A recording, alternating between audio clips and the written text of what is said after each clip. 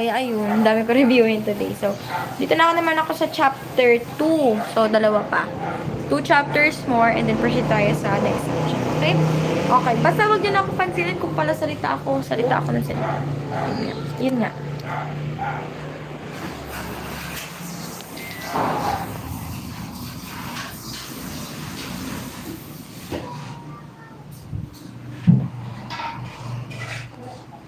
Batin yan. Kamukha. Nalala. Yun nga sabi ko sa'yo. No?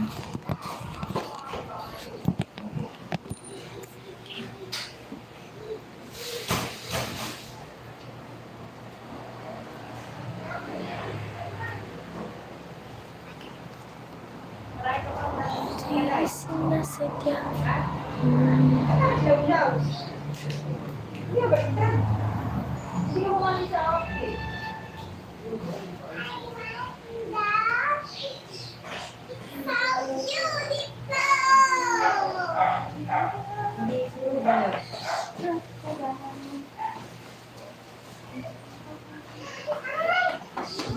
Tama. Kasi, Po. hindi tama lang. Alin po? Ang tawag, hindi naman makatulog yun.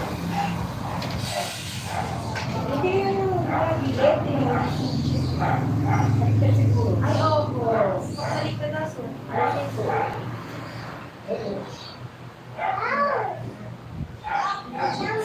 Ayun sa pagtatali lang. Ang kakain ka mga... Kung meron na kayo tali, kung gusto ko muna. Hindi, o, magalang ka.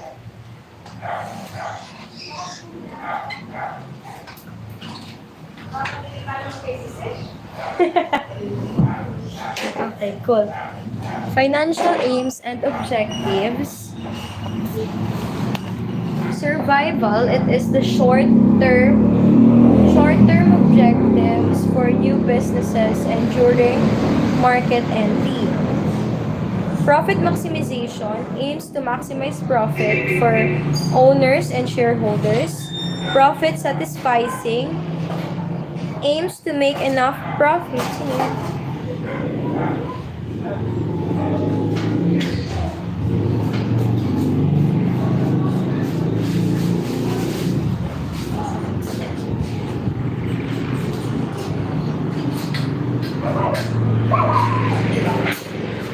Sino yan na?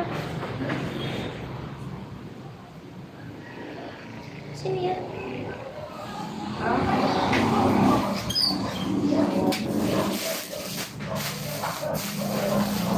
Sukat ba?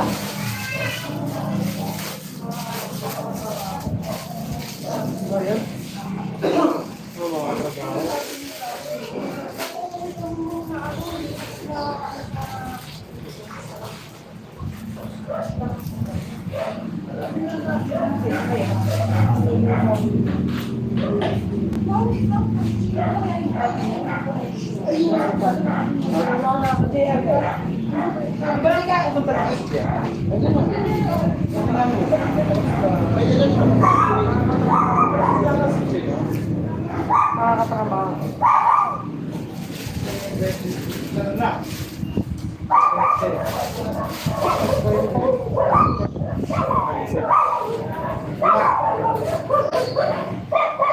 Isang buwan na nagiging, ha? Isang buwan na ako. So, siguro, yung ginastos.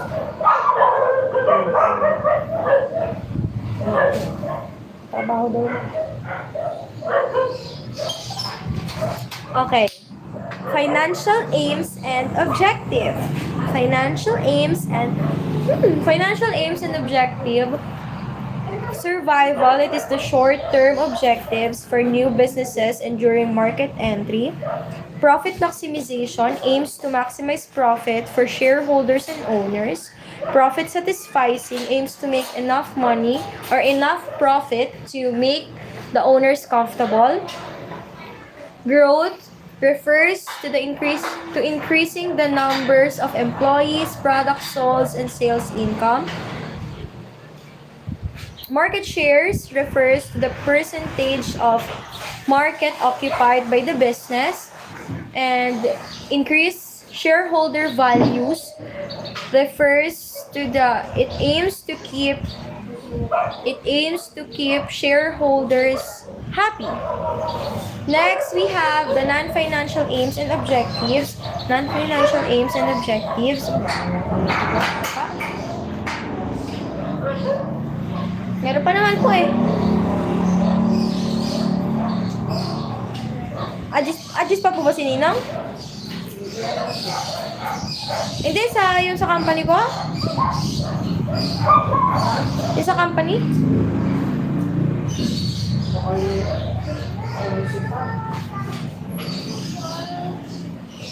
Guys, please subscribe. Okay, kindly subscribe to our YouTube channel. Please, please, please, please pity me because I'm reviewing while I'm living while reviewing, and you know it's hard.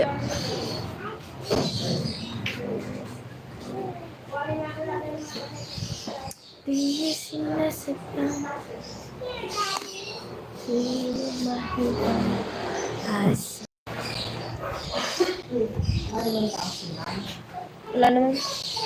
Wala? Na. Saan ba rin ako na? Si I?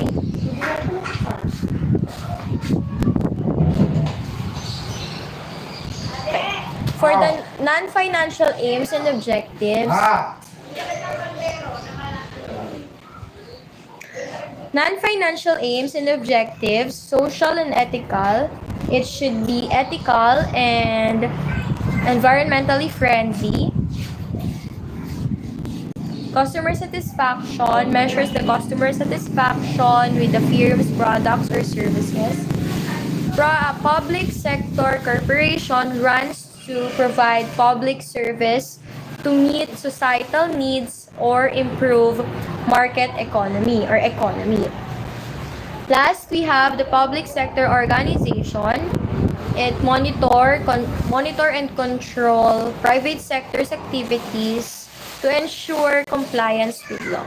Next, we have the effective business criteria. Effective business criteria is the SMART. SMART means specific, measurable, achievable, realistic, SMART, specific, measurable, achievable, realistic, and time-bound.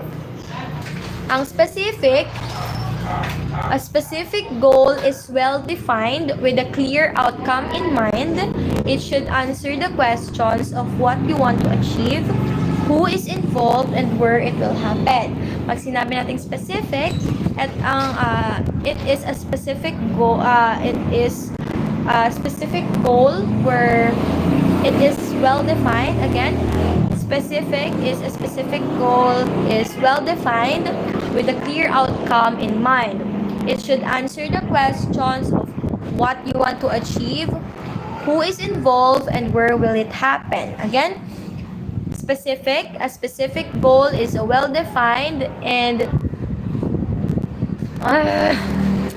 specific is a specific goal is specific goal specific a specific goal is well-defined and clear outcome in mind. Okay, ulit. Again, pag sinabi nating specific, a specific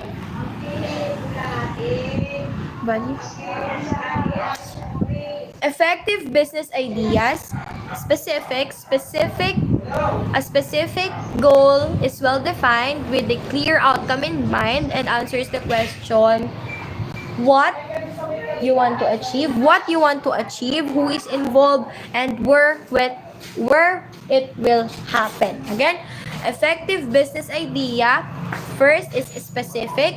A specific goals is well defined with a clear outcome in mind. It answers questions what you want to achieve, who is involved, and where it will happen. Next, we have the measurable.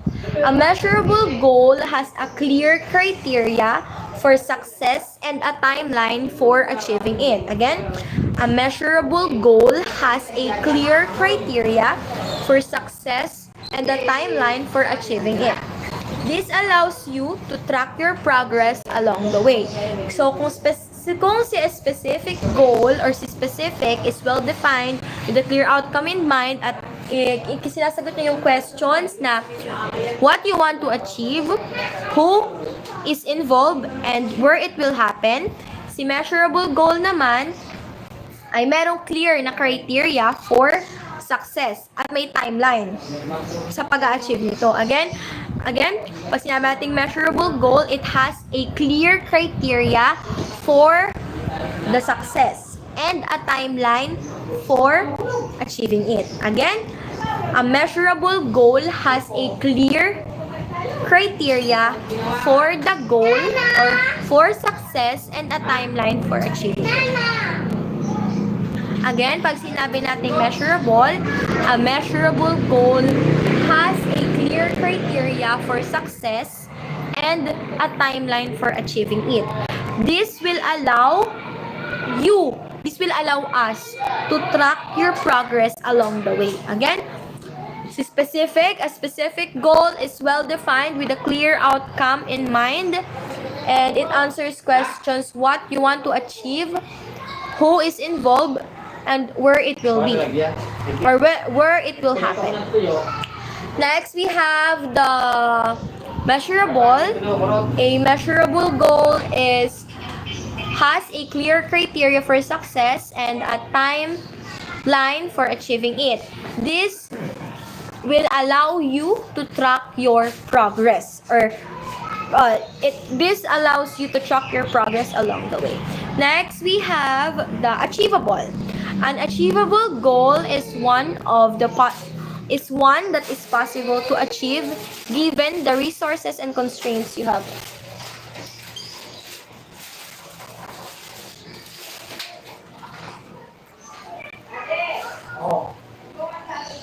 Again, ang achievable goals daw ay yung possible to achieve given the resources and constraints you have. Again, an achievable goal is one that is possible to achieve with the given resources and constraints you have.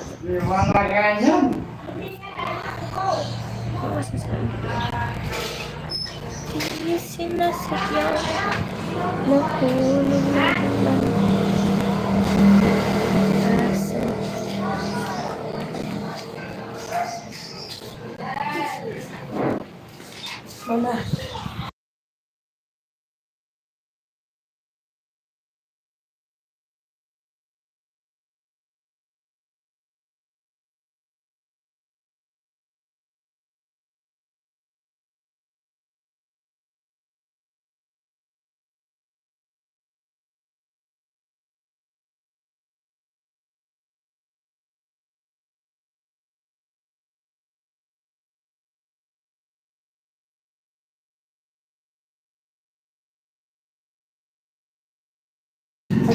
Oh, punta ko biga. Patanggal ako lang. Ilan ang kasi na nagano nito. Ang dami mo to. Why are you crying? Bakit? No, halika dito, come here. Anak, bago na. Diyan na lang. Diyan na lang daw. Wait. TV. Hi, Angelita. Okay, an achievable goal is one that is possible to achieve with the given resources and constraints you have. Again, unahin natin yung SMA ng SMART. A specific goal has a clear or is well defined and has a clear outcome in mind. This answers the questions what you want to achieve, who is involved, and when it will happen. Where it will happen. Ano ba yan? What, who, and where. Again, ang specific goal is well-defined with a clear outcome in mind. This answers the questions of what you want to achieve, who is involved, and where it will happen. Pag sinabi naman nating measurable, a measurable goal has a clear criteria for success and a time frame for achieving it. So this will allows you to track your progress along the way. Third is the achievable. The achievable goal is one that is possible, or one that is tama. An achievable goal is the one that is putek naman. Unachievable is one that is possible to achieve with the given resources and constraints you have. Hi, Angelita. Next, we have the realistic. A realistic goal is one that achieved and aligned with your overall vision and long-term objectives. Again, ang realistic goal daw is one that is achievable and aligned with your overall vision and long-term objectives. So, kung si achievable ay possible na ma-achieve mo given resources and the constraints na meron ka, si realistic naman is achievable and aligned with your overall vision and long-term objectives. Again, a realistic goal is one that is possible with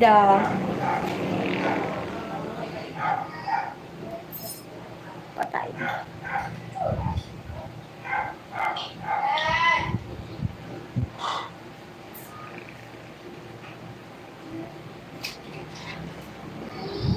Kuya Aga, nakapatay ako lamok. A realistic goal is one that is possible to achieve. Ay, mali. A realistic goal is the one that is achievable and aligned with your overall vision and long-term objectives. Diyos ko, Lord, bigyan niyo pa po ako ng lakas. Again, a realistic goal is the one that is achievable and aligned with your overall vision and long-term objectives. Next, we have the time-bound. A time-bound goal has a clear timeline for completion with a start and end date. Again, pag sinabi naman natin time-bound, ito ay meron kang clear timeline para makomplete mo yung ginagawa mo or yung trabaho mo or yung goal mo. Meron kang start at end. Like for example, ang goal ko ay ano bang goal ko? Ang goal ko ay yumaman. Ang start ko, kunwari ngayong taon. Ang goal kong taon ay 2027. So, ayun siya. Hi, Junlis Wong Channel. Good evening.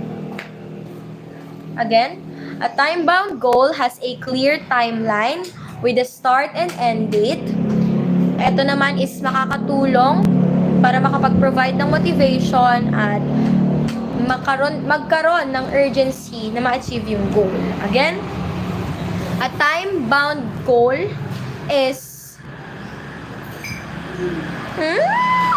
a time-bound goal has a clear timeline with completion, with start and end dates, as this allows you or as this helps you to provide motivation and a sense of, ay si Papay tumaas, hindi nakapaglagay. Ay, padating ka lang. Ay, padating pa. Ayan na. Isa yun sa katrabaho eh. May padating pa. Hindi mabait talaga sa katrabaho. Talagang mata. Ano na, kung nag-uwi na siya, hindi pa, may mga parting ka lang, oh. Kasi kung yun na hindi mabait na tao, hindi ka na ba yun? Mabait talaga siya, hindi ka na lang pag-ano, di ba? Ito nga pala yun. Nasa isip ko yung Ren. Iba nga pala si Ren.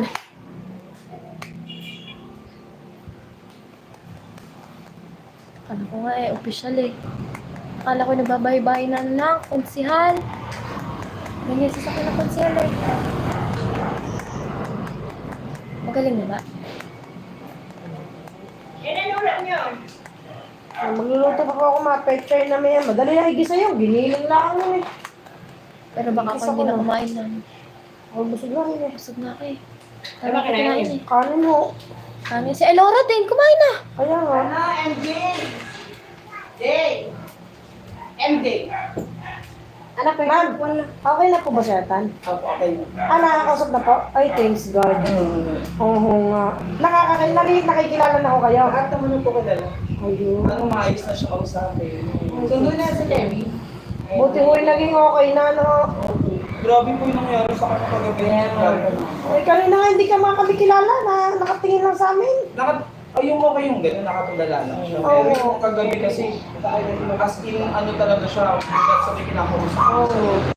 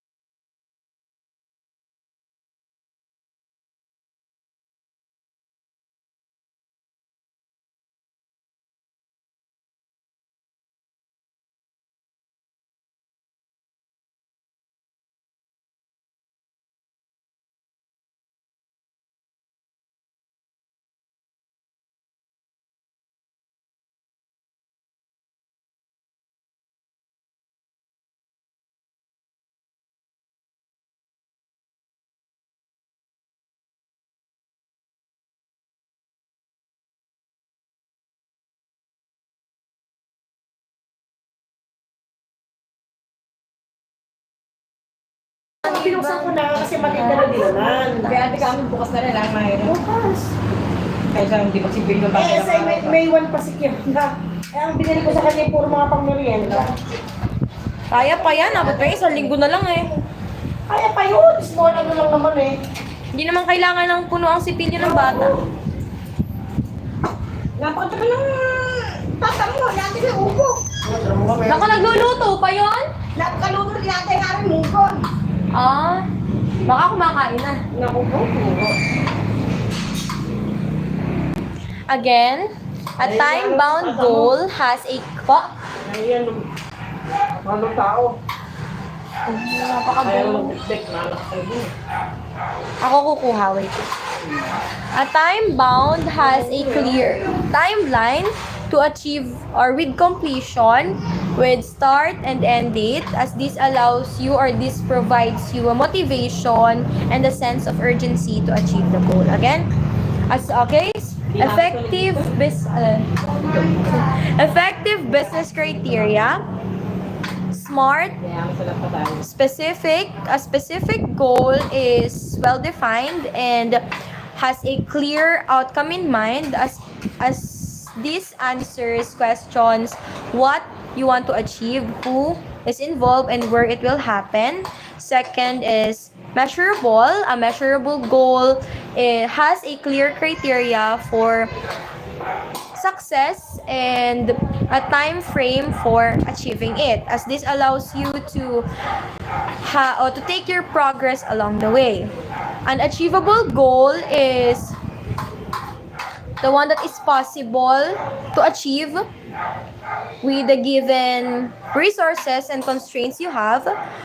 A realistic goal is possible to achieve. A realistic goal is one that is achievable with a realistic goal is one that is achievable and aligned with your overall vision and long-term objectives. While a time-bound goal has a clear timeline with completion with a start and end date, as this will provide a certain sense of urgency to achieve that goal. Diba? Changing objectives. Achieving objectives may necessitate changing objectives. Achieving objectives may necessitate transitioning to new ones. Competitive environment may evolve with new product launches. Technological advancements may alter product designs, necessitating adjustments in sales and production target. Ninang! Gusto mo po ba ng upo? Upo? Upo? Anong upo na yun? Binawa kang upo? Wala po. Sino yun? Tagal-tagal mo na yun. Natapos lang umaga upo. Sprintan ba yun? Eh? Diba sa anino ng honor? Sprintan? Ayun na. Robot? Hindi siya. Sprintan, ano ginagawa mo? Nagtutupi ka ng damit? Ayun nga, si Intan nga. Nagbaba na ng kurtina. Ay, mga yun, ano? Kinabahan ako. Akala ko kung kanino-kanino. Nag-ano, naglalatag siguro. Bibisan si Lang. Nang ano, gusto mo na?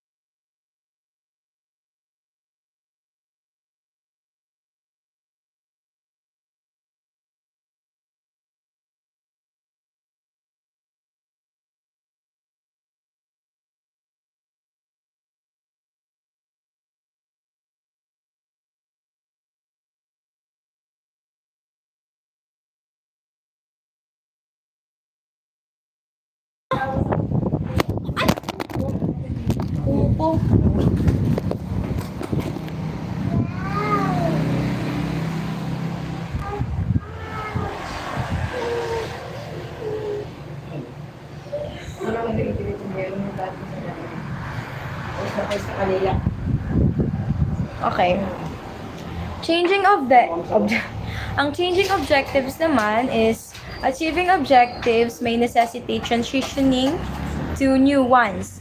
Competitive environment may evolve with new product launches, and yung technological advancements may alter product designs, necessitating adjustments in sales and production targets. So, ang changing objectives daw, opo.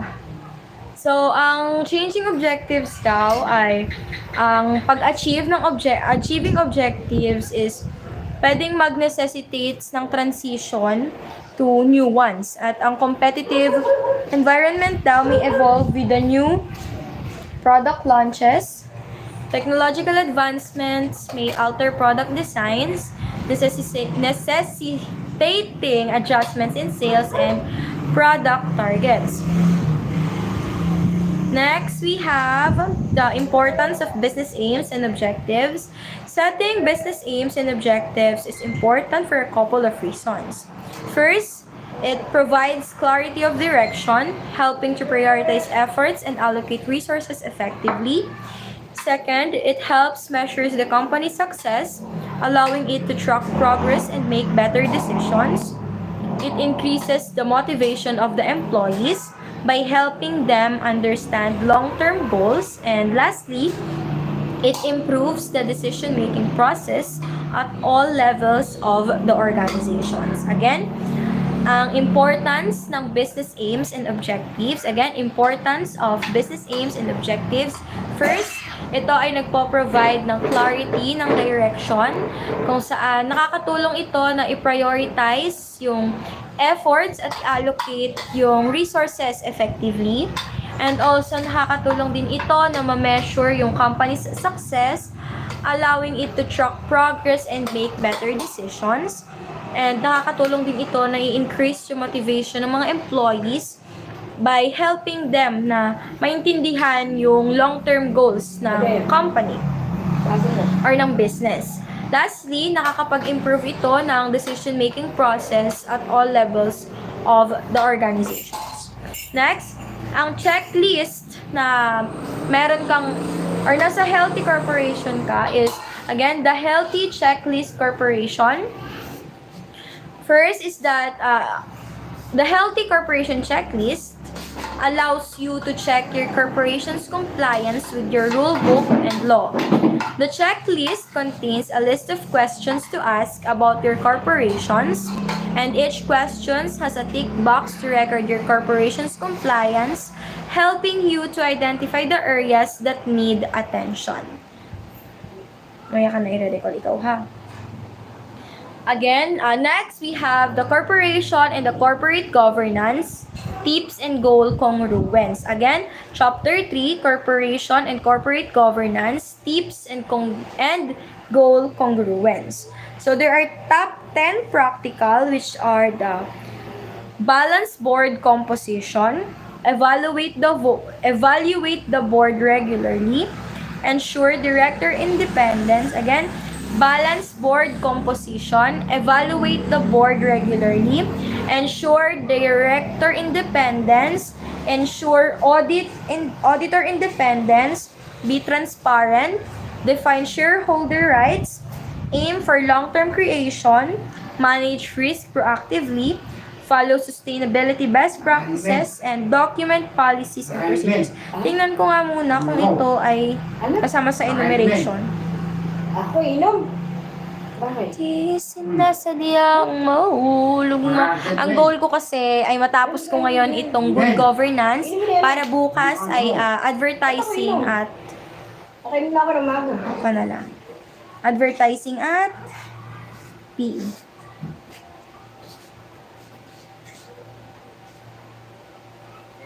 Yo.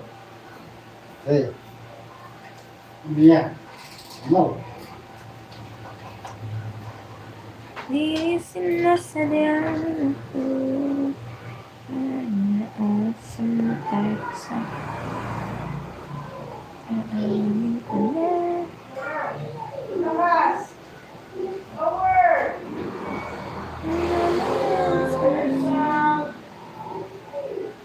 Kuhanin mo yung link kay Gidin.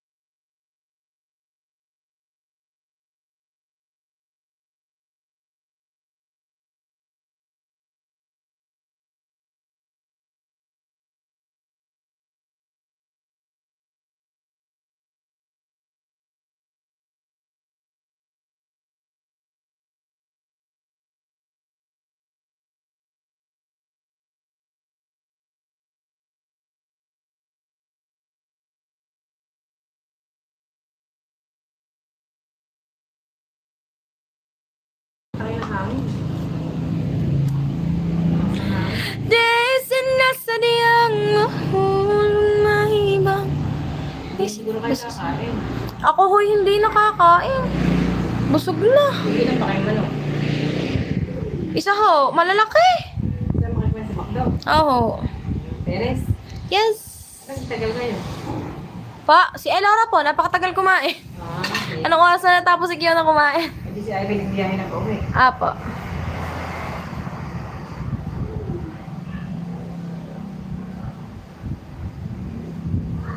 Aaminin ko na. Si Ivy, hindi na. Hindi ko lang po alam. Ano bang meron sa'yo? Pag mamimiti ka, para bang nakiba. Nasabot ko sa naibig. Heavy. Pagkakasali na. Ha? Pagkakasali nag-approve. Ang sabi. Oh, saan na ba yun? 30. Hindi, hindi 30. Ano ba yung lugar?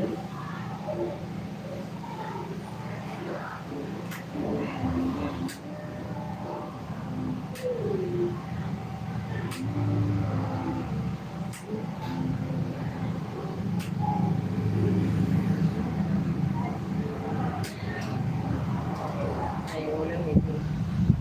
Kinakain lang ito. This and that. Okay, game. The top 10 practical of a corporation and corporate government, tips and goals congruence. Top 10 practical. Unang-una na dito yung balance board composition. Kasama ba? Yan, yan. Iyak na lang kaya ako. Ang dami na. Okay. Enumeration lang yung chapter 3. Kaya nasa multiple choice. Baka kasama yun. So, kailangan ko pa rin yung meaning. Kaya ko to. Maarte lang ako pero kaya ko to. Di ba, Kuya Ade? O, di ba?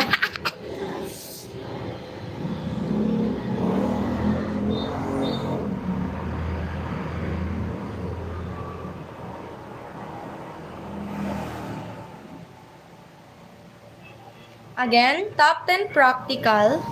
First, ito yung chapter 3 ha, corporation and corporate governance. That is, these are the tips and goals congruence. First, we have the balance board composition.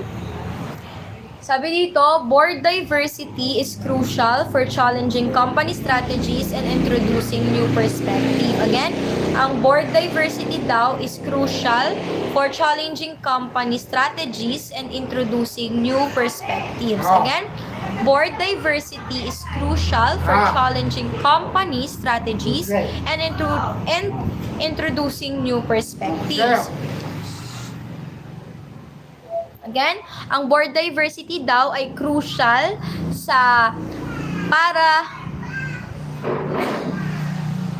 Again, board diversity is crucial for challenging company strategies and introducing new perspective. Again, board diversity is crucial for challenging company strategies and introducing new perspective.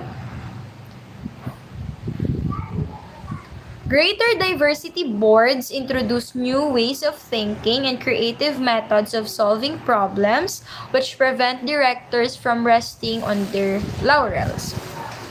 Ang greater diversity boards daw ang nag-i-introduce ng mga bagong paraan ng pag-iisip at pagiging creative or yung mga creative methods ng problem solving para ma-prevent yung directors sa pag-rest or from resting on their laurels. Again, greater diversity introduces new ways of thinking and creative methods of solving problem which prevent directors from resting their laurels. Again, first, for the top 10 practical practices, top 10 practical, first is the balanced board composition.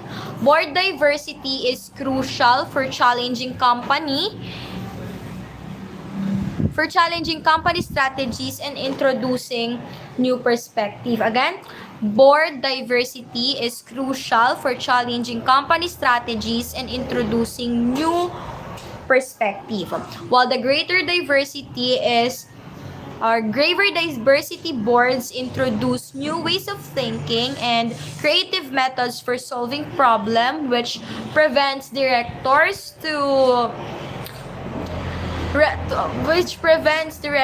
from resting on their laurels.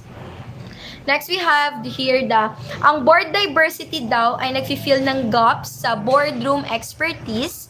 Nagpo-promote ito ng strategic succession planning. Again, board diversity fills gaps. Again, board diversity fills gaps in boardroom expertise, promoting strategic succession planning.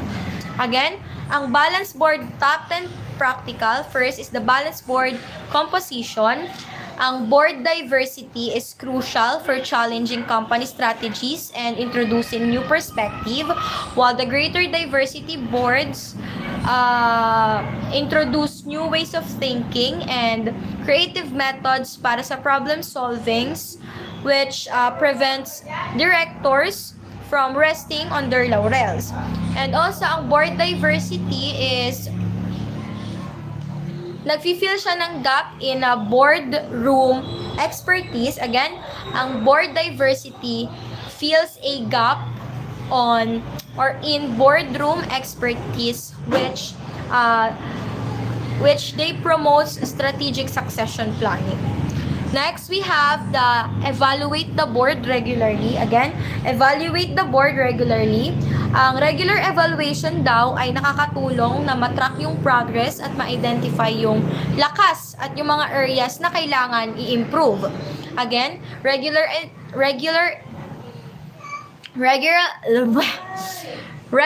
evaluation help tracks progress to identify strengths and areas needs for improvements. Again, second, we have the evaluate the board regularly.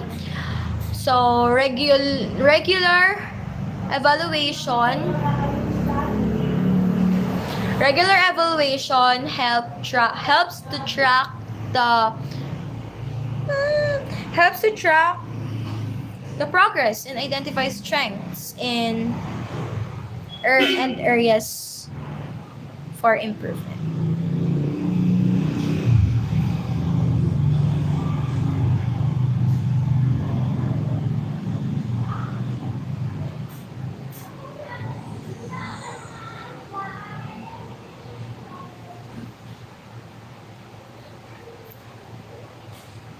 Again, evaluate the board regularly. Regular evaluation helps to identify the strengths and areas for improvement.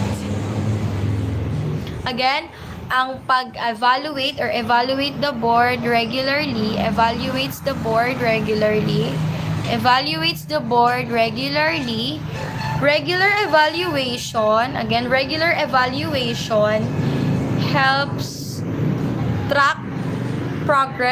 track progress or identifies strength and areas for improvement. Sabi dito, ang open communication daw at yung transparency is yung breed of confidence and trust within the company. Again, open communication and transparency breed confidence and trust within the company. Again, ang open communication daw at transparency is yung breed ng confidence at ng trust sa loob ng kumpanya. Sabi dito, evaluation should be candid, in-depth conversations that provide real data for continuous improvement. Hindi na. Sila ninong na lang. Dami pa na dating.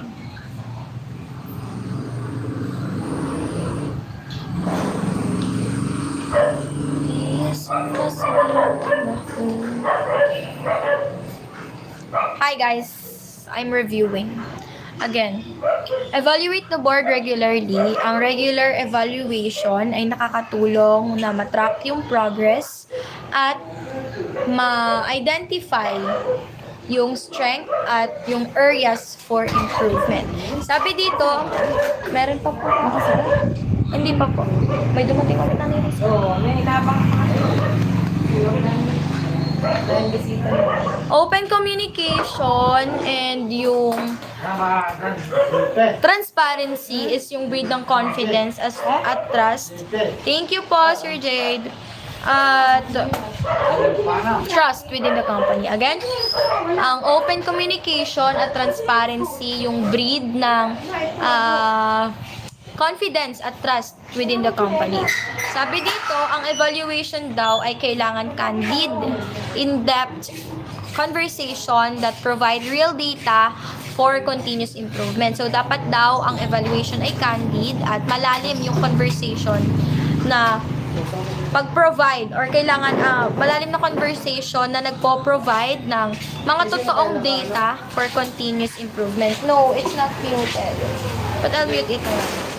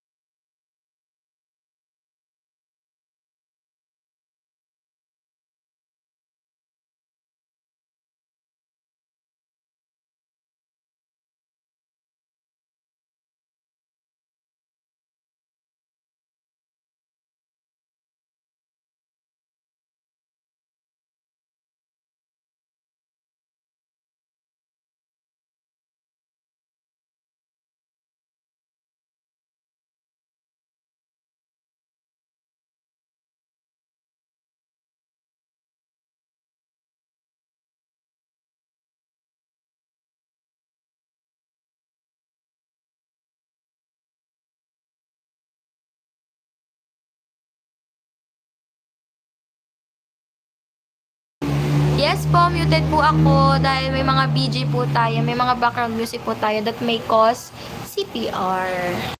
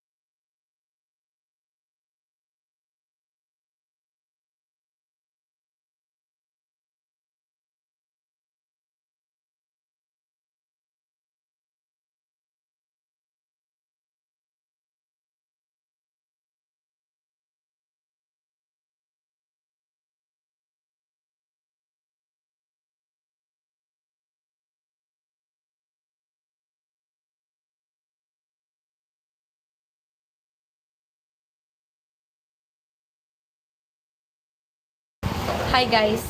Wala namang music. Sige, mag-ano na tayo. Marinig niyo ako mag-review. Okay. Moderate organizational accomplishment. Moderate organizational accomplishment. Management goal. Management goals. Basta ito yung management goals, organizational goals, and subordinate goals. Tapos, medyo taliwas. Hindi naman siya ganun kalaki yung gap, pero medyo taliwas. Ito yung degree of attainment.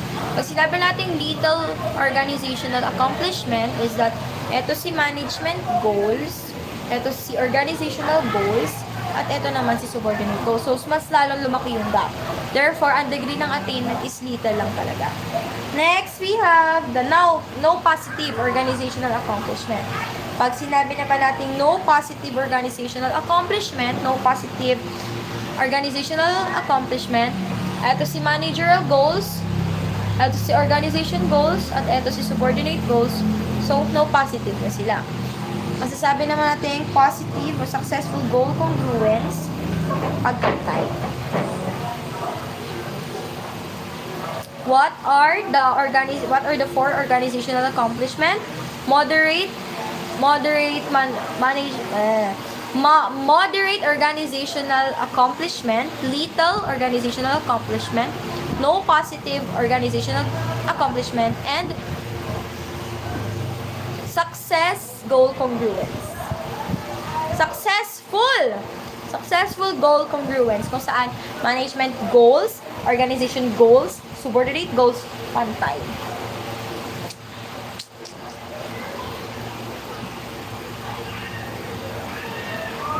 Yes, nagre-review po ako. Dahil kailangan para sa bansang Pilipinas. Ganda talaga ng pick-up, no?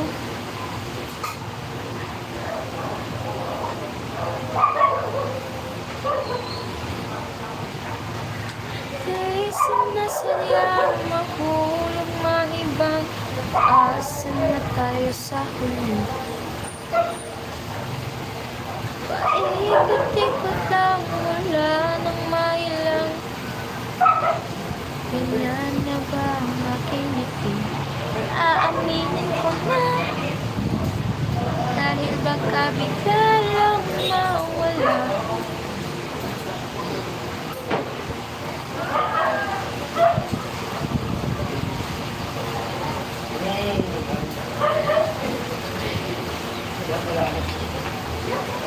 Nakauwi ka na sulit.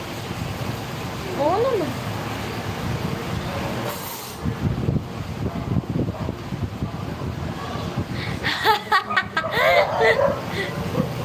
Yun na po isasagot ko.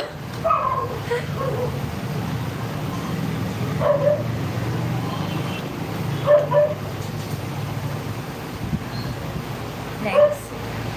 So, paano nga ba ma-achieve yung goal congruence?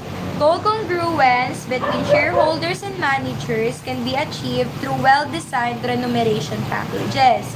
Agency theory views employees as individuals with individual objectives. Departmental objectives within a business leads to the overall organization's objectives, and achieving these objectives leads to goal congruence.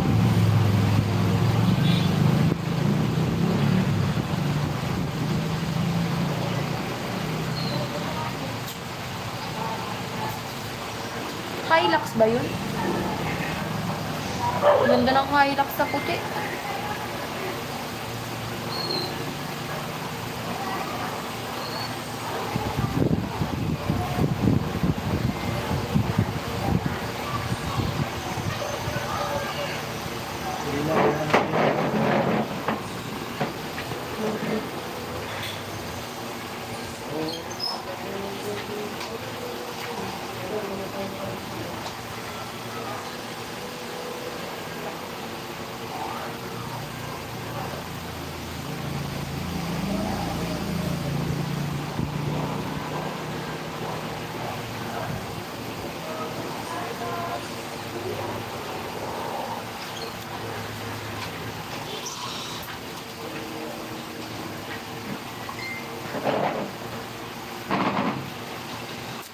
ano po, good governance para po sa aming midterm. May exam po kami ngayong Thursday at next week bago magmahal na araw. Woo!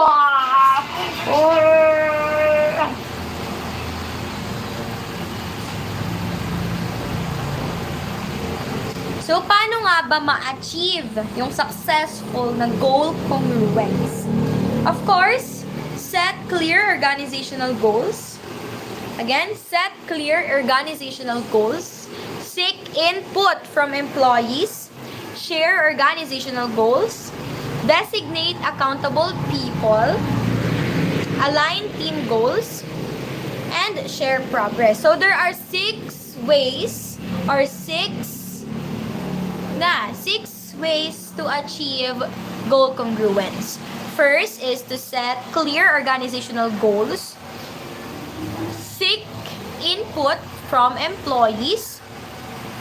Share organizational goals. Fine. Designate accountable people. Align team goals.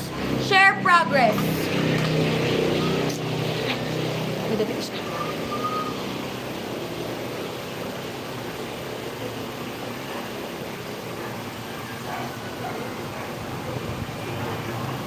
Set clear leaders should discuss company vision and strategy, identifying and shared objectives. Clear goals facilitate understanding and rallying around a shared purpose. Seek input from employees. Leaders should seek employees' input on how they can contribute to the organizational goals. Clearly defining and communicating organizational goals to all employees is crucial. Open communication between employees and management can identify potential mishaps. Wala pa kayo. Pechay na may hiniling. Isang lata naman na. Pauwi na na. Pauwi na sila. Ano kayo na? Kanina nakikipag-usap na nakita ko. Ang dumaan ako. Nakikipag-usap na. Pero siguro lambot kagad. Uy. Aba, ikaw malagdapuan ng ano. Ayaw ata. Akin na lang to. Ay. Kakain ka pa na? Busog na rin eh. Pupulasok ko si Kiao ng pagtapos ko dito. Pasan mo na rin yung pinayong kakain. Sige. Sira shock pa. Bad trip. Di sinasadyang mahulog mahibang asan na tayo sa kundi.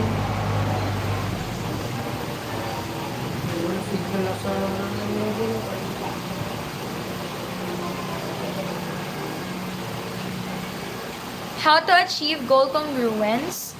Set clear organizational goals. Seek input from employees. Seek input.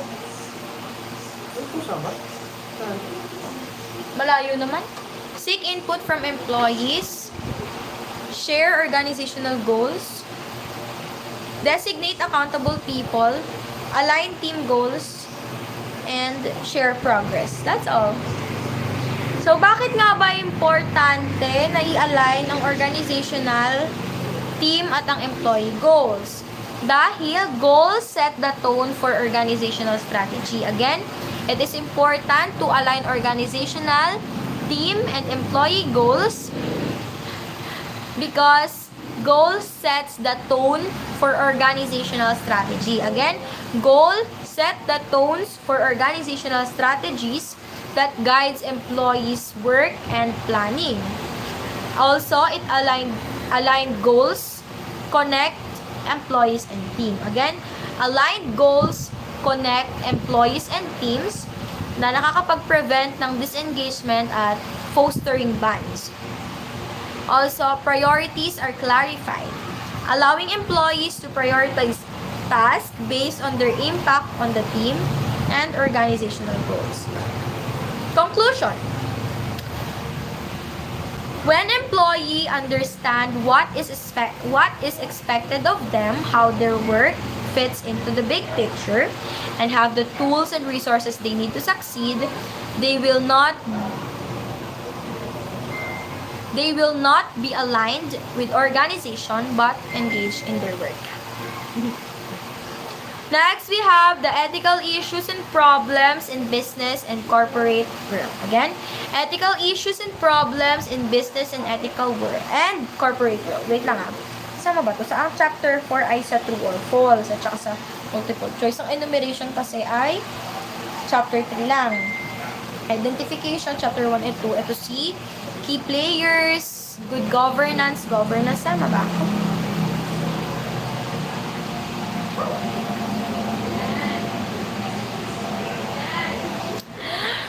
Kaya ko pa ba?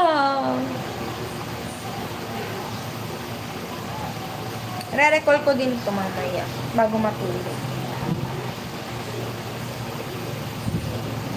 Chapter 4, Ethical Issues and Problems in Business and Corporate World. So, ang ethics, it is the philosophy it is a philosophy branch guiding acceptable human conduct.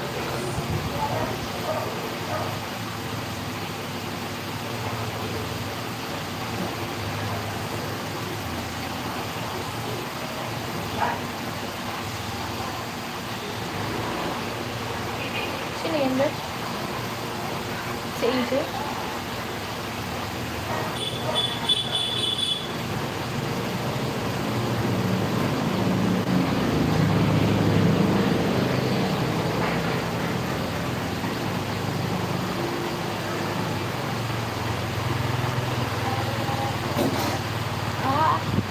Kapatid.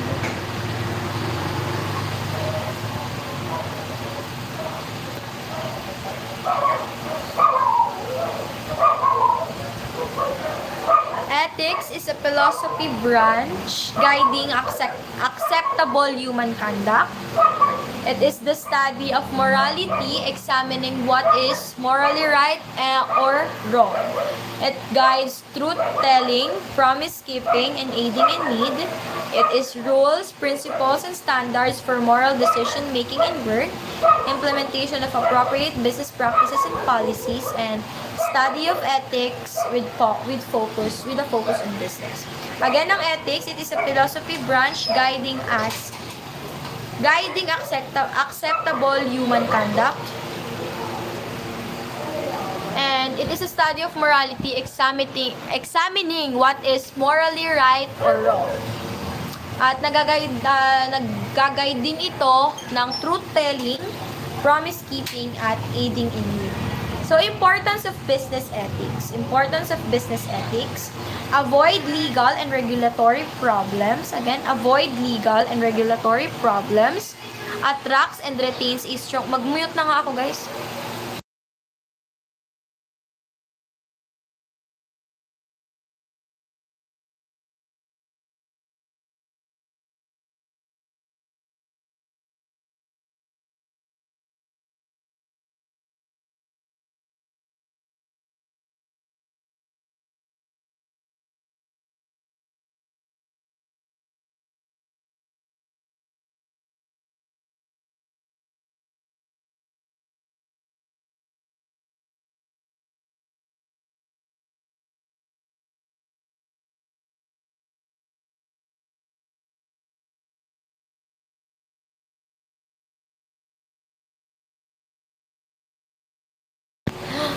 May background po kasi ng music. Nanonood po kasi yung bebe dun sa kabila ay naririnig yung ng TV. Okay. Ethical issues in the workplace. Unang-una na dito is the sexual harassment. It is a repeated and an unwanted behavior of sexual nature penetrated upon an individual by another. Basta ang sexual harassment ay repeated at unwanted behavior of sexual nature. It can be physical, verbal, and non-verbal. So this conduct was unwelcome. The conduct was severe, pervasive, and regarded by claimant as hostile or offensive. The conduct was such that a reasonable person would find it hostile or offensive. Basta pag sinabi natin sa unang-una sa ethical Ang unang-unang ethical issues talaga sa business or sa workplace is the sexual harassment. It is a repeated and unwanted behavior of sexual nature penetrated by an individual to another na pwedeng physical, pwedeng verbal, pwede rin non-verbal. Ito yung conduct na unwelcome. The conduct was severe, pervasive, and regarded by claimant as hostile or offensive. So, ang conduct na ito was such that a reasonable person would find it hostile or offensive. To avoid sexual hostile. What's hostile? Ano ba sa fertile? Fertile. Fertile. Magkaiba ng magkaiba ng synonyms. To avoid sexual misconduct, kailangan ang firm ay may statement policy, may definition of sexual harassment, non-retaliation policy, specific procedures for preventions. Again, to avoid sexual misconduct, a firm needs statement of policy,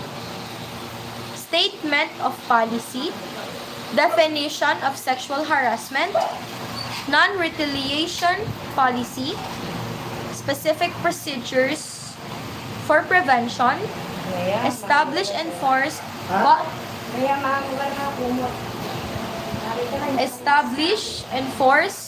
and encourage victims to report. Kahit matagal na yan, ina-encourage pa din ang mga victims ay mag-report.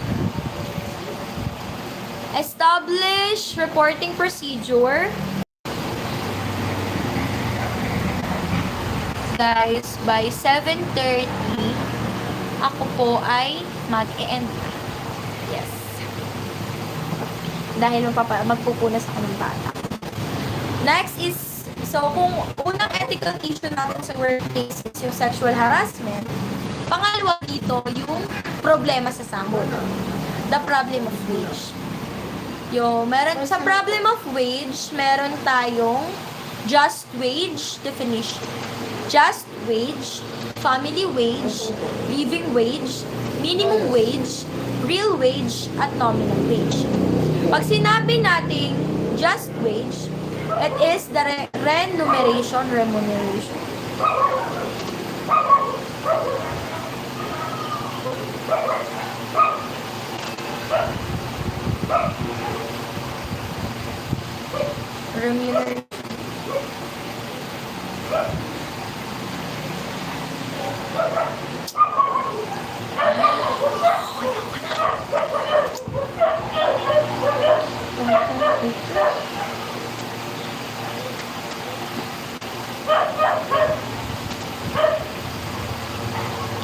Just wage definition. Ang just wage is yung remuneration sufficient to support a wage earner and reasonable and affordable comfort. Just wage is a legitimate fruit of labor, supports thrifty, upright workers and family, allows workers to save and acquire property. Pag sinabi natin just wage, ito yung remuneration sufficient to support a wage earner in reasonable and affordable comfort. Ang just wage ay ang legitimate fruit of labor. Again, just wage is legitimate fruit of labor. It is a remuneration sufficient para masuportahan yung wage earner in reasonable and affordable comfort. While ang family wage naman is yung amount of money that the workers needs to provide for the needs of the family. Basta family wage, ito yung amount ng money. Go! Ano gagawin mo? Ha? Family wage, amount of money that the worker needs to provide for the needs of the family. Bukas na. Basta pag just wage, ito yung remuneration sufficient to support wage earner in reasonable and affordable comfort dahil ang just wage is a legitimate fruit of labor. Then we have the family wage. It is an amount of money that workers needs to support the needs of the family. Living wage, ito naman yung minimum hourly wage for specific living standards, aim to provide sufficient income for satisfactory living, prevents poverty among employees. So, ang living wage naman is minimum hourly wage of specific living standards, at ang aim nito ay makapag-provide ng sufficient income para magkaroon ng satisfactory living yung tao at ma-prevent yung poverty sa employees nila. Again, living wage, it is the minimum hourly wage of for specific living satisfactory or specific living standards na ang aims ay makapag-provide ng sufficient income for satisfactory living that prevents poverty among employees. Next, we have the minimum wage. Ito naman yung minimum rate of a worker can legally be paid as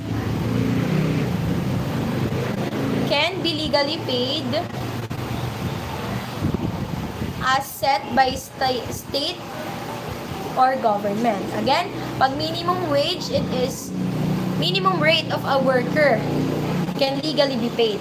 Kung si living wage ay minimum hourly wage of a standard of a specific living standard at ang aim niya is sufficient or makapag-provide ng sufficient living income or satisfactory living at makapag-prevent ng poverty sa mga employees nila, ang minimum wage naman is yung minimum rate of worker na legally bayad by the state or yung asset by the state or ng government. Real wage is yung measured in terms of actual purchasing power or yung inflation.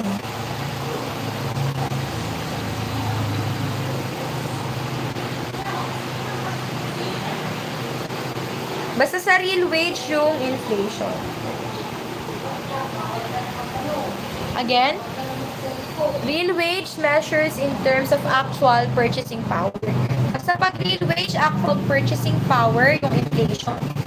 Tapos yung nominal wage measure in terms of money paid, not purchasing power. Kung sa nominal naman, nominal wage is measured ito in terms of money, hindi ng purchase power. Like for example, a nominal wage rate at which employees are compensated.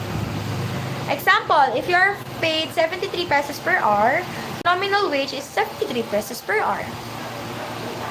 Again, second, ethical issues in the workplace. Unang-una na, first we have the just wage. Ito, yung just wage is a legitimate fruit of labor kung saan merong remuneration sufficient to support a wage earner in reasonable and affordable comfort. Ang family wage naman, amount of money that the worker needs to support the needs of the family. Next, we have living wage. Just wage, family wage, living wage, hourly wage.